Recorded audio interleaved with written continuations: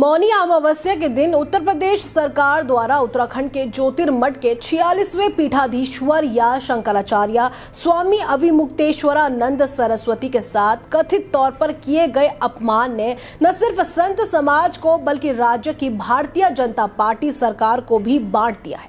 स्वामी अविमुक्तेश्वरानंद ने आरोप लगाया है कि योगी आदित्यनाथ सरकार ने उन्हें मौनी अमावस्या के शुभ दिन प्रयागराज के त्रिवेणी संगम में पवित्र स्नान करने से रोका और उनके सहयोगियों के साथ दुर्व्यवहार किया।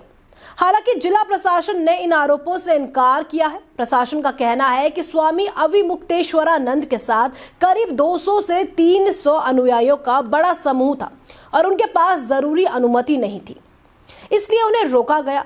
कथित दुर्व्यवहार से नाराज शंकराचार्य मौनी अमावस्या से ही संगम तट पर धरने पर बैठे हैं और उन्होंने ऐलान किया है कि वे बसंत पंचमी पर भी पवित्र स्नान नहीं करेंगे। स्वामी अविमुक्तेश्वरानंद ने योगी आदित्यनाथ पर भी हमला बोलते हुए कहा कि वे हिंदू कहलाने योग्य नहीं हैं। उन्होंने मीडिया से कहा, हम उन्हें अकबर और औरंगजेब कहते हैं। ये वही व्यक्ति है जो मंदिर गिराने का समर्थन करता है। यही योगी जिसको आप लोग साधु संत कहते हो, हम तो हुमायूं का बेटा अकबर कहते हैं, हम तो औरंगजेब कहते हैं। ये नहीं है हिंदू कहने के लायक। ये मंदिर तोड़ने का समर्थन करने वाला आदमी है। 150 से ज्यादा मंदिर तोड़ दिए गए,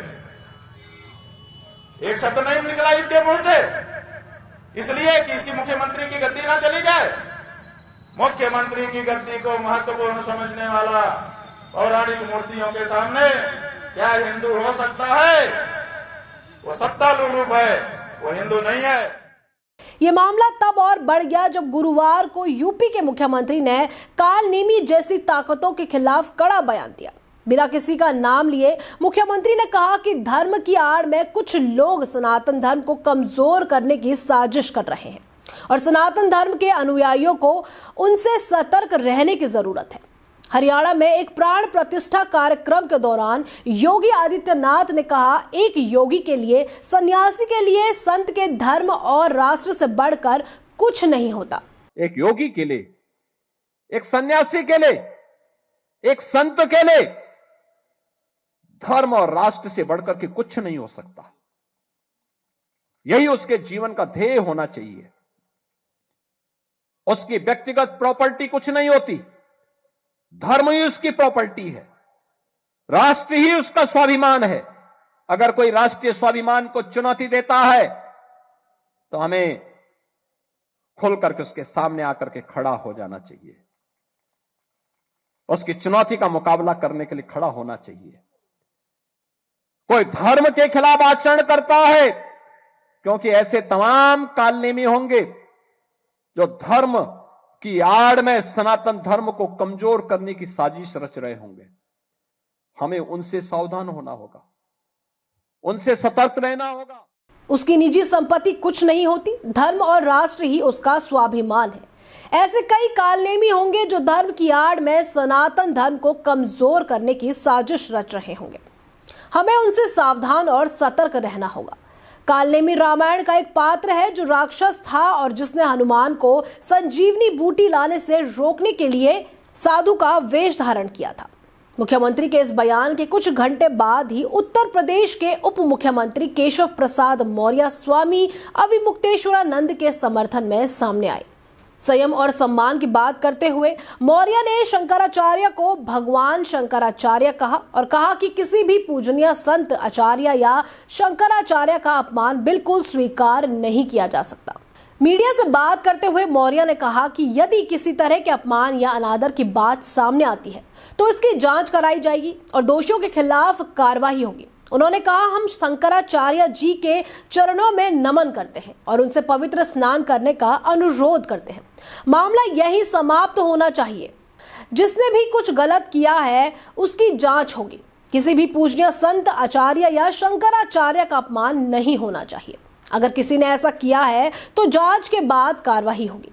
सबसे पहले मैं शंकराचार्य जी के चरणों में नमन करता हूं और उनसे अपना आंदोलन समाप्त कर पवित्र स्नान करने का आग्रह करता हूं। ऐसा कोई कार्यक्रम मेरा नहीं है। मैंने प्रार्थना की है भगवान शंकराचार्य जी से कि कृपा पूर्वक वो अपना जो विरोध है उसको समाप्त करके पवित्र संगम में स्नान करके एक अनुकूल संदेश देने की कृपा करें। मेरी हाथ जोड़ करके विनती है, प्रार्थना है, लेकिन अभी मेरा कोई जाने का कार्यक्रम नहीं। लेकिन जो अधिकारी नहीं पहुंचे उस पर बड़ा उन्होंने नाराजगी व्यक्त की। जो भी होगा उसके लिए हम लोगों ने कहा था उसकी जांच करा करके जो होगा समाधान उसका निकाला जाएगा, लेकिन यह अभी जाने का मेरा कोई कार्यक्रम नहीं है। लेकिन मेरी प्रार्थना पुनः है कि अगर विरोध को समाप्त करके वह संगम स्नान कर लेंगे तो एक बहुत अच्छा संदेश जाएगा, ऐसी मेरी पूज्य शंकराचार्य जी महाराज से प्रार्थना।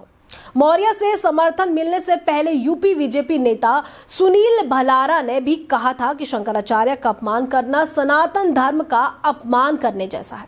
उन्होंने कहा कि प्रयागराज में राक्षसी मानसिकता वाले अधिकारियों ने शंकराचार्य के शिष्यों की शिखा पकड़कर सनातन का अपमान किया। मैं मुख्यमंत्री योगी आदित्यनाथ से ऐसे अधिकारियों पर कार्रवाई करने की मांग करता हूं। परम पूज्य जगत गुरु शंकराचार्य श्री अविमुक्तेश्वरानंद सरस्वती जी महाराज जी का अपमान सनातन धर्म का अपमान है। कुछ दानव प्रवृत्ति के अधिकारी माघवेला प्रयागराज तीर्थ नगरी में हैं, जिन्होंने जगत गुरु शंकराचार्य जी का रथ रोक करके उनके शिष्यों की चोटी पकड़ करके सनातन धर्म को और हिंदुओं को अपमानित करने का जो काम किया है वो बहुत दंडनीय अपराध किया है ऐसे अधिकारियों ने।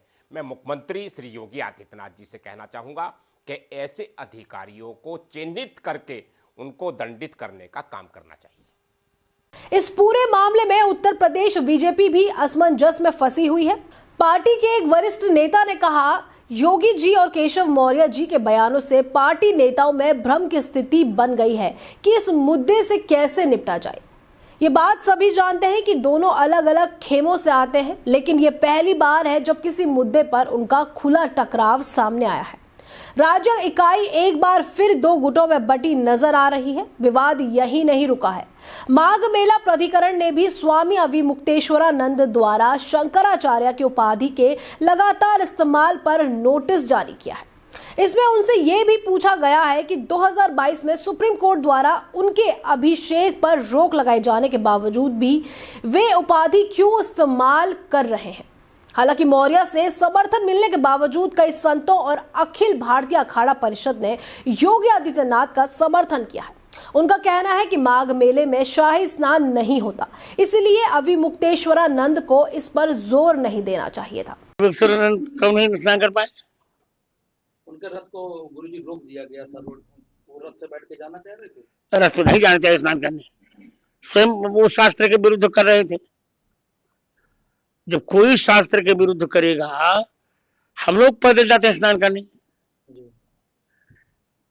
क्या शास्त्र विधि मुस्त्र जब वर्तते काम कारतः न शशिध मवाप्नोति न सुखम न पराम गतिम।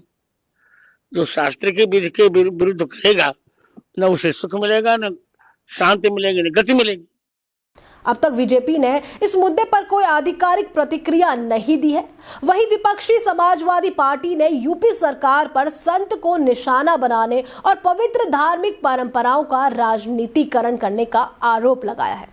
शंकराचार्य और उनके समर्थकों का कहना है कि यूपी सरकार की कार्रवाई उनके राज्य सरकार और मुख्यमंत्री की आलोचना करने के कारण प्रेरित है।